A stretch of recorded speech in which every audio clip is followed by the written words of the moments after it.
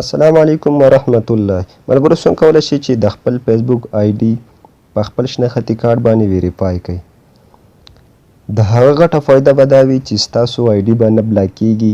دویمه خبره دا ده چې ستاسو په آی ډي باندې څومره فورس څوک کولی شي نو ستاسو آی ډي به نه بلاک کیږي. د هغه دپاره به تاسو یو وړوکی شان سیټینګ وکړئ. لاړ به شئ فیسبوک ته، په 3 ډاټ به کلیک وکړئ. چې کله په هغې باندې کلیک وکړو تاسو به راشئ سیټینګ ته، په سیټینګ به کلیک وکړئ. نو چې کله په سیټینګ باندې کلیک وکړو تاسو ته به راشي پرسنل انفارمیشن، په هغې به کلیک وکړئ. نو چې کله په هغې باندې کلیک وکړو تاسو ته به راشي نیم. مثلا دلته په 2 خبرې یاد ساتئ چې ستاسو په شناختي کارت کې څه رقم نیم وي. مثلا هلته ستاسو په شناختي کارت کې حسنان دی نو دلته هم حسنان پکار دی.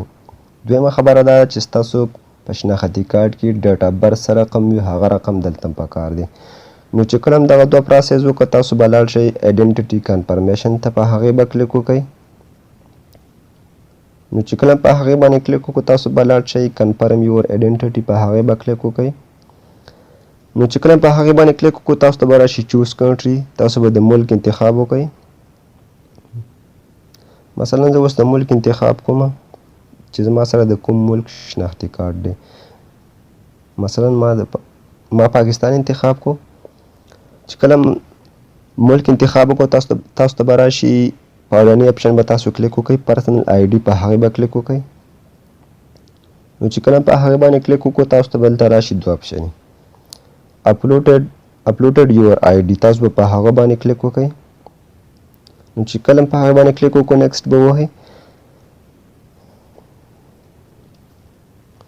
نو چې کله په نیکسټ باندې کلیک وکړو تاسو ته به 3 اپشنې راشي، مثلا پاسپورټ، ډرایور لایسنس، نیشنل آی ډي کارت.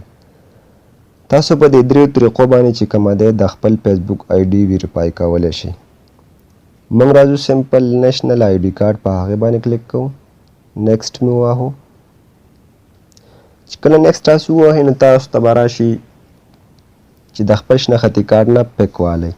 دا کومې خانې چې دا ګوټونه چې ښکاري په دې کې به د خپل شناختي کارت هغه د فرنټ سایډ ټول پیک راولئ په صحیح طریقه باندې. نو چې کله پیک واخیستلو تاسو به مثلا زه خو اوس نه ویریفای کوم، شناختي کارت نه ورکوم، خو چې کله تاسو دا پروسس وکئ تاسو ته به راشي چې ستاسو د فیسبوک آی ډي به په دومره ټایم کې ویریفای. په دغه سبمیټ به کلیک وکئ. نو چې کله په سبمیټ باندې کلیک وکړو نو چې څه ټایم ستاسو د فیسبوک آی ډي ویریفای شوله تاسو ته به دغه رقم شکل راشي چې ستاسو د فیسبوک آی ډي ویریفای شوله.